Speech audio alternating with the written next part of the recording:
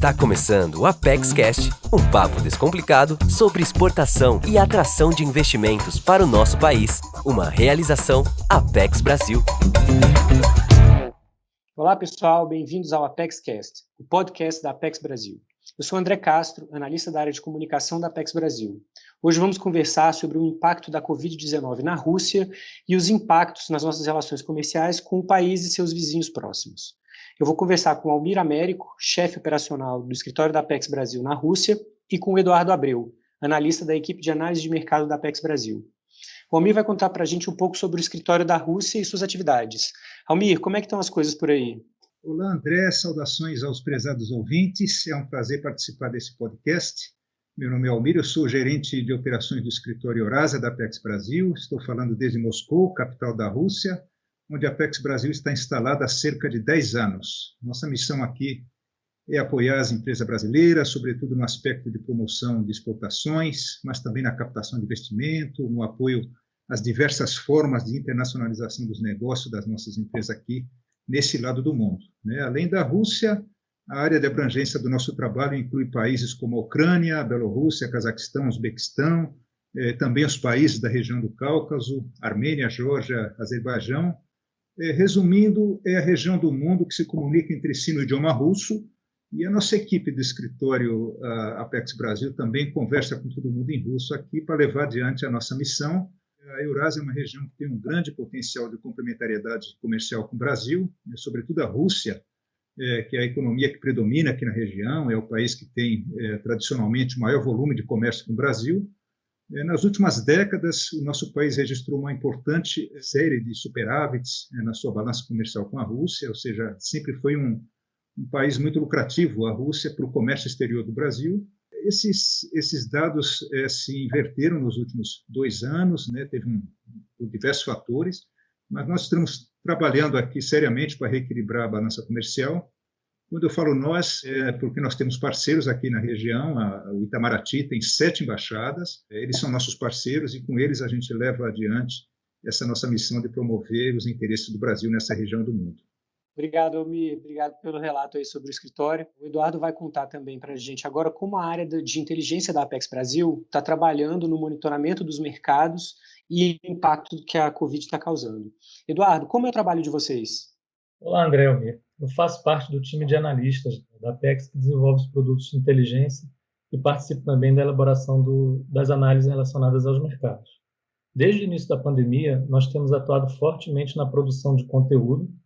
Inclusive, fizemos um hot site, o coronavírus.apexbrasil.com.br. Foi criado pela agência com o objetivo de ajudar os empresários a minimizar os efeitos da pandemia em seus negócios. A nossa equipe produz relatórios, estudos de mercado e também recentemente desenvolveu uma nova ferramenta interativa.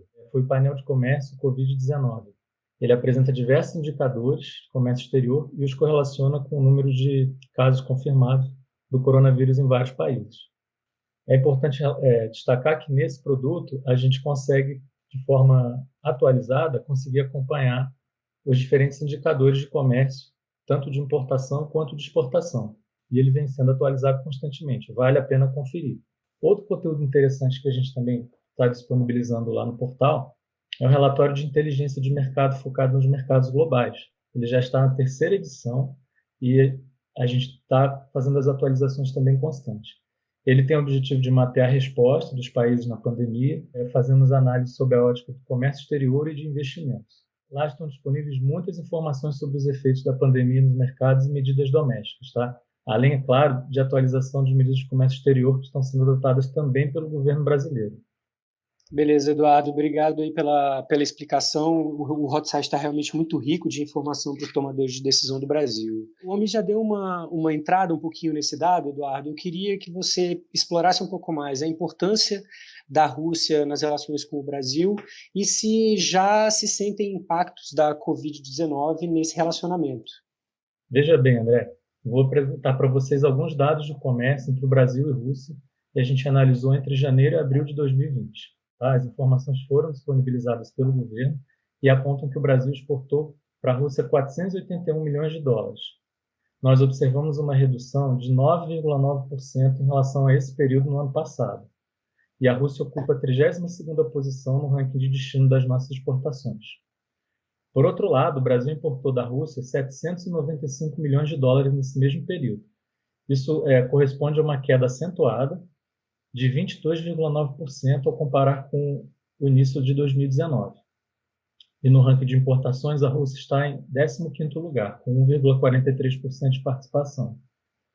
Dessa forma, o que acontece? A gente tem uma balança comercial com saldo negativo para o Brasil, com um déficit de 313 milhões de dólares nesse período de janeiro a abril de 2020. Aí, como o Almir já falou, o comércio já foi superavitário para o Brasil e a gente está trabalhando para retomar isso. No entanto, a corrente de comércio entre os dois países ela não é inexpressiva, é um valor que a gente considera alto. É de 1,275 bilhão de dólares. E para o primeiro quadrimestre de 2020. A gente está vendo aqui uma redução de 18,5% ao se comparar com o período de 2019 também. A gente pode ver também que, desde o início da pandemia, alguns países têm se destacado com alguns setores. E, no caso da Rússia, não é diferente. Analisando os dados mais de perto, a gente observou que os produtos do agronegócio são os principais itens da pauta exportadora brasileira para a Rússia, e também com outros países. A gente consegue destacar, no caso da Rússia, a soja e a carne bovina, que correspondem a 43% das exportações, sendo 26% para a soja e 17% para a carne.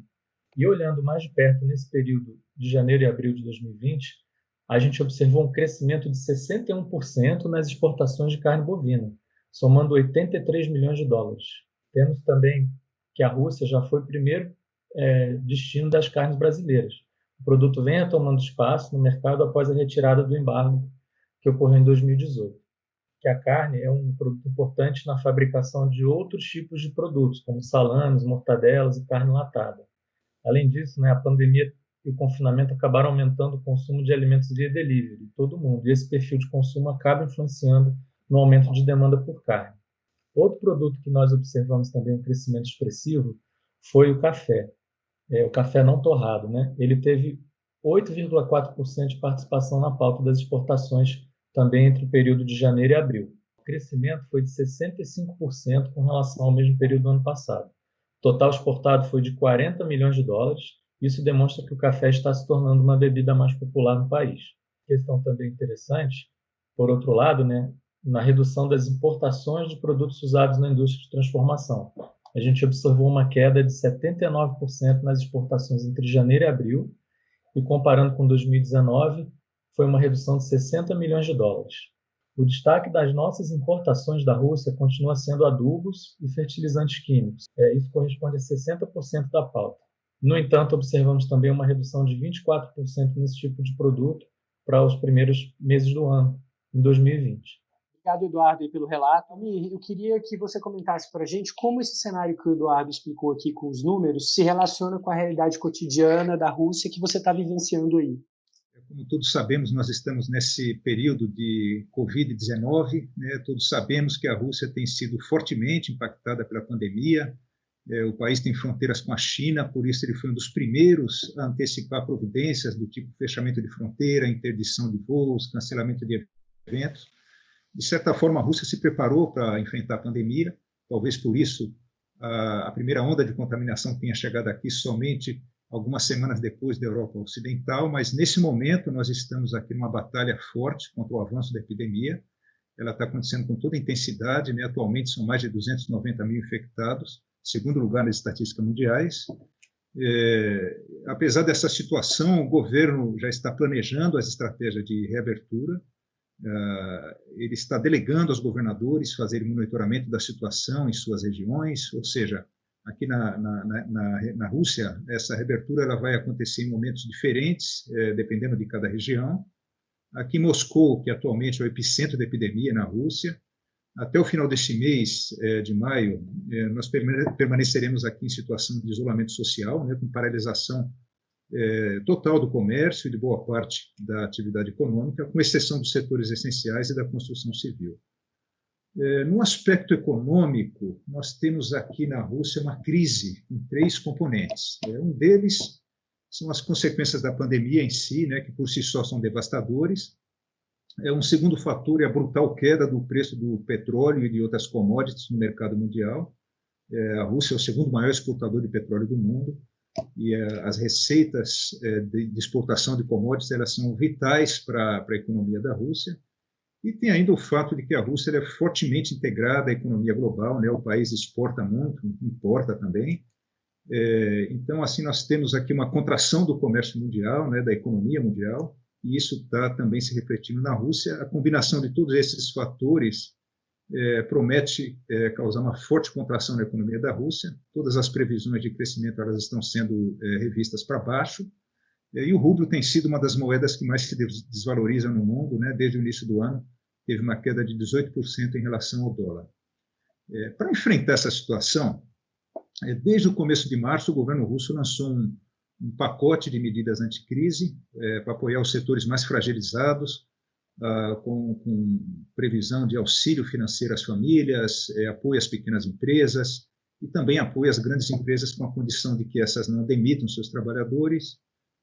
Na área comercial, ainda em março, foi lançado um plano de ação governamental, né, cujas primeiras medidas foram as restrições às exportações de produtos essenciais para o combate à pandemia, e, ao mesmo tempo, zerou tarifas, impostos, facilitou a importação de medicamentos, insumos, equipamentos médicos, artigos de proteção individual, ou seja, foi mais ou menos uma medida parecida com a maioria dos outros países, né? Eles tomaram essa medida também. Aqui na Rússia, desde o primeiro momento, a crise despertou uma preocupação muito grande com o desabastecimento. Nós estamos aqui numa região do mundo que ainda tem na memória uma crise dos anos 80 e 90, né, que foi marcada pela escassez de alimentos. Então, para evitar riscos, o governo da Rússia ele introduziu restrições à exportação de todo tipo de cereais, assim que começou a crise. Ele só voltou a liberar depois que recebeu garantias do setor produtivo de que os estoques russos seriam suficientes para abastecer o mercado doméstico, mesmo numa situação prolongada de crise. No aspecto logístico, André, está tudo funcionando bem. O governo russo se esforçou para manter os principais portos e entrepostos alfandegários funcionando, sobretudo o abastecimento de alimentos e dos bens essenciais para o combate à pandemia. Enfim, eu conversei com um empresário brasileiro do setor de carnes, né, que é um setor tradicional, como disse o Eduardo, aqui do comércio bilateral. Hoje em dia a Rússia já não é tão dependente das importações como antes, mas, enfim, o empresário ele me disse que há uma certa paralisia nesse momento no mercado, devido, sobretudo, às incertezas cambiais, mas também uma queda nas demandas, nas encomendas internas. Beleza, Almir, obrigado aí pelo relato da situação aí da Rússia. Gostaria que vocês avaliassem o que se pode esperar desse cenário, como o empresariado que tem a Rússia como mercado pode agir, o que tem de perspectivas aí pela frente. Nós aqui da área de inteligência de mercado, nosso colega Almir, né, já sabemos que a Rússia é um grande mercado, tem muitas oportunidades que já foram identificadas pela Apex Brasil. A gente pode destacar o setor de alimentos e bebidas, agronegócio, que vão continuar puxando as exportações nos próximos meses. E ainda também o setor de fármacos e equipamentos médicos hospitalares, que com alta demanda por causa da pandemia, vale a pena ficar de olho nos próximos meses. No entanto, nós temos que dar atenção a questões relacionadas aos impactos econômicos da pandemia. E ainda, no caso da Rússia, os problemas derivados da cotação de petróleo no mercado internacional, pois a Rússia é um dos principais países produtores mundiais de petróleo bruto. E com os preços globais caindo, a demanda também está em queda, por causa do desaquecimento da economia global.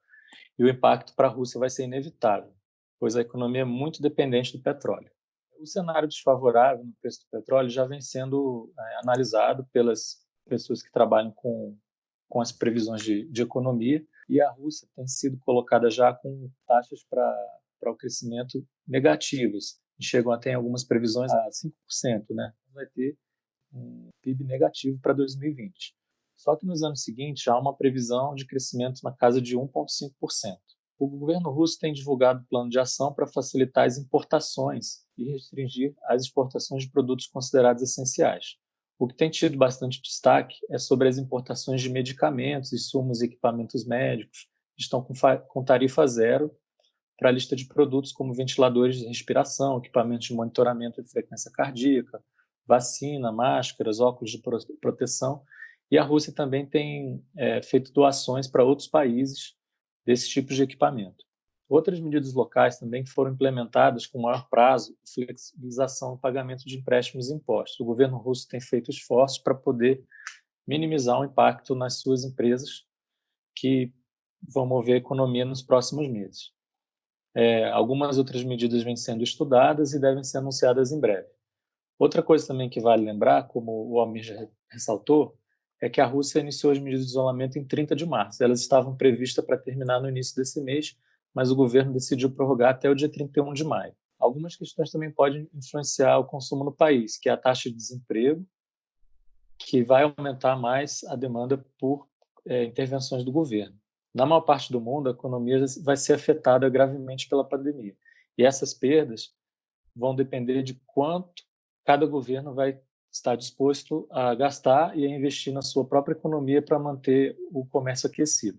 Obrigado, Eduardo. Almir, o que você pode acrescentar para a gente em termos de recomendações e consequências comerciais que os exportadores brasileiros devem estar atentos com esse cenário que vocês comentaram para a gente? Aqui na Rússia, como na maioria dos países, ainda há uma certa dificuldade de se traçar cenários no estágio atual da pandemia. A equipe da Apex Brasil está monitorando a situação, está compartilhando informações úteis com os empresários brasileiros. Então, a primeira recomendação que eu faço aos empresários é ficarem atentos às oportunidades que surjam aqui na Rússia nesse contexto de crise. Tem aquelas oportunidades imediatas. Eu mencionei que a Rússia está muito preocupada com o desabastecimento de alimentos. Por isso mesmo, o governo zerou a tarifa de importação de vários produtos agrícolas, como arroz, sucos, ingredientes para alimentos infantis e uma série de produtos in natura.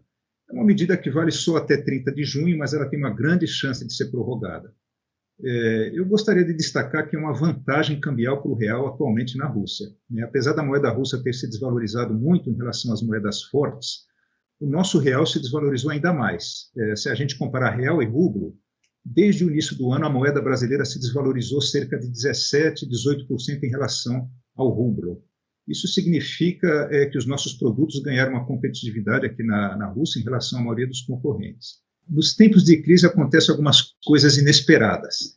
É conhecido que a Rússia exerce um controle rigoroso sobre a importação de organismos geneticamente modificados. No caso da soja, há uma lista que limita as espécies geneticamente modificadas que podem ser importadas.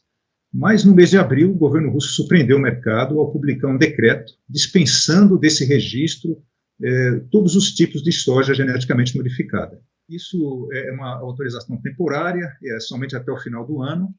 O motivo é a escassez de insumos para a produção de ração para os rebanhos da Rússia. De alguma forma, o Brasil já é o principal fornecedor de soja para a Rússia. Então, eu diria que esse é um ponto de atenção. Nós temos também oportunidades interessantes no setor de videogames. Como todos sabem, essa é uma das poucas indústrias que está crescendo muito na crise Covid-19, porque as pessoas estão mais tempo no confinamento, mais tempo jogando videogame. E a Rússia é muito forte nesse setor, não somente na produção, mas também na distribuição de videogames. As plataformas russas elas têm alcance mundial. E eles estão muito interessados em agregar aos seus portfólios os videogames brasileiros. Desde o início do ano passado, nós estamos fazendo um projeto muito forte de promoção do videogame brasileiro aqui na Rússia, junto com a associação Abragames. Essa é uma oportunidade interessante. Mas eu gostaria de chamar a atenção dos empresários brasileiros por longo prazo. Aqui a Rússia ela vive um momento especial. O Eduardo falou dessa política de substituição de importações, ou seja, o país está refletindo muito sobre a estrutura da sua economia. A palavra-chave aqui nesse momento é diversificação da economia, porque a Rússia ela não aguenta mais essa dependência excessiva do petróleo, do gás natural, das outras commodities. É um debate muito frequente aqui tratando de investimento em outros setores para diversificar a economia, para minimizar o impacto econômico nas crises futuras. E essa diretriz, ela abre muitas oportunidades a longo prazo, médio e longo prazo, eu diria.